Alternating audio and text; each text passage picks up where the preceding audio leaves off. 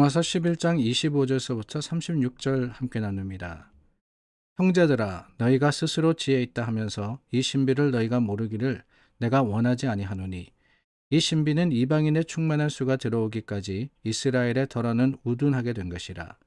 그리하여 온 이스라엘이 구원을 받으리라 기록된 바, 구원자가 시온에서 오사 야곱에게서 경건하지 않은 것을 돌이키시겠고, 내가 그들의 죄를 없이 할 때에 그들에게 이루어질 내 언약이 이것이라 함과 같으니라. 복음으로 하면 그들이 너희로 말미암아 원수된 자요, 택하심으로 하면 조상들로 말미암아 사랑을 입은 자라. 하나님의 은사와 부르심에는 후회하심이 없느니라.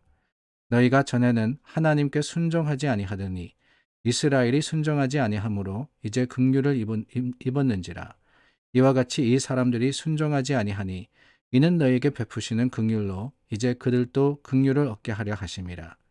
하나님이 모든 사람을 순종하지 아니하는 가운데 가두어 두심은 모든 사람에게 긍휼을 베풀려 하심이로다. 깊도다 하나님의 지혜와 지식의 풍성함이요, 그의 판단은 헤아리지 못할 것이며 그의 길은 찾지 못할 것이로다. 누가 주의 마음을 알았느냐? 누가 그의 모사가 되었느냐? 누가 주께 먼저 드려서 갚으심을 받겠느냐? 이는 만물이 주에게서 나오고 주로 말미암고 주에게로 돌아감이라. 그에게 영광이 세세에 있을지어다. 아멘.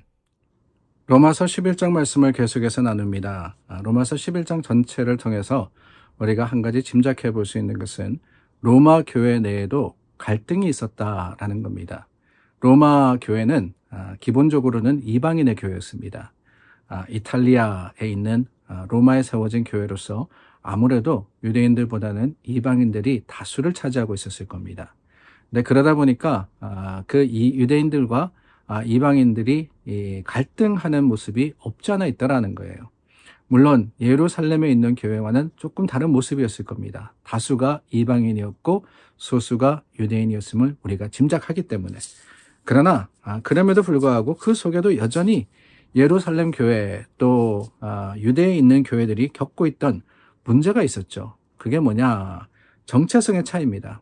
하나님께서 유대인을 택하시고 하나님의 택한 백성이 되었다. 그러므로 구원은 우리에게 있다. 유대인에게 주어졌다라고 하는 이 선민 사상과 그에 반해서 또한 예수 그리스도로 구원을 받았기 때문에 우리가 오히려 선택받았다. 유대인들은 예수님을 죽였다라고 하는 그 갈등과 반목 사이에서 일어나는 어려움이었습니다.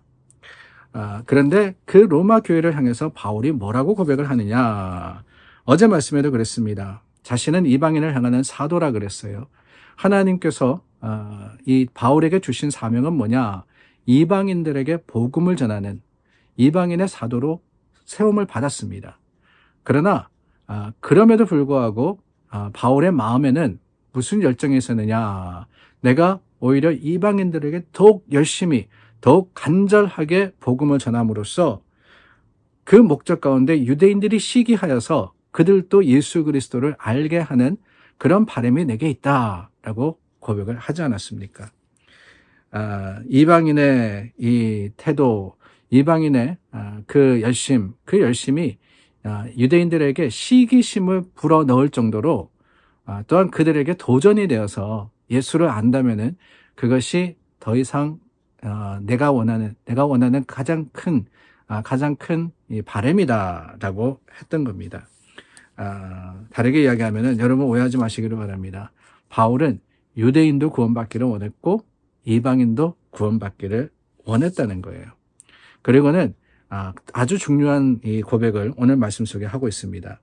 28절 말씀에 보면은 복음으로 하면 그들이 너희로 말미암아 원수된 자요, 택하심으로 하면 조상들로 말미암아 사랑을 입은 자라 그랬습니다.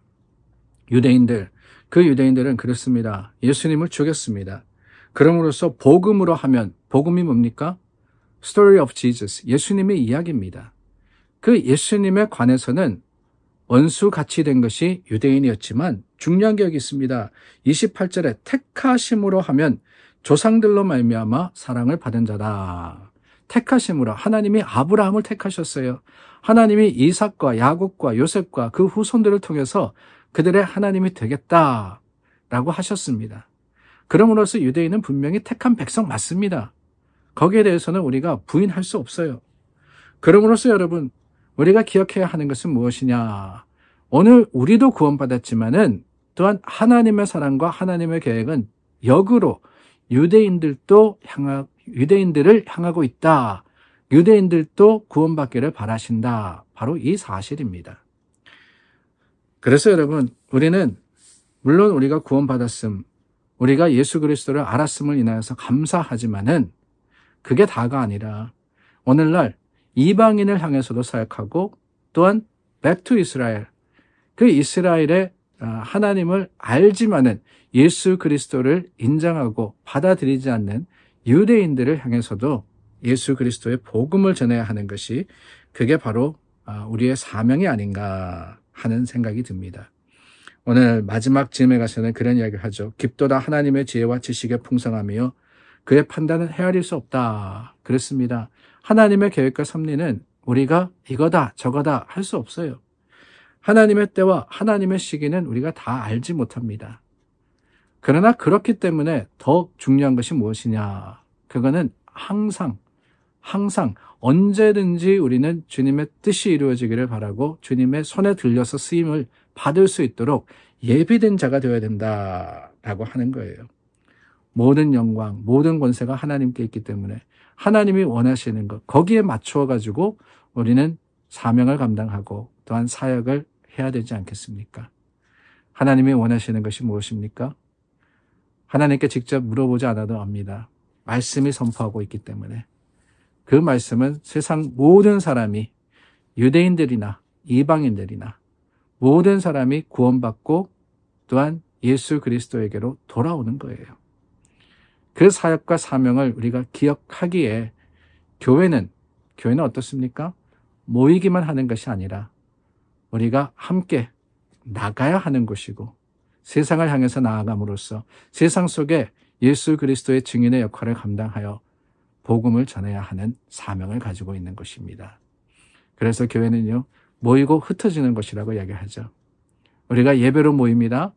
한 주 동안 하나님께서 우리에게 베풀어 주신 은혜를 서로 나눕니다. 감사합니다.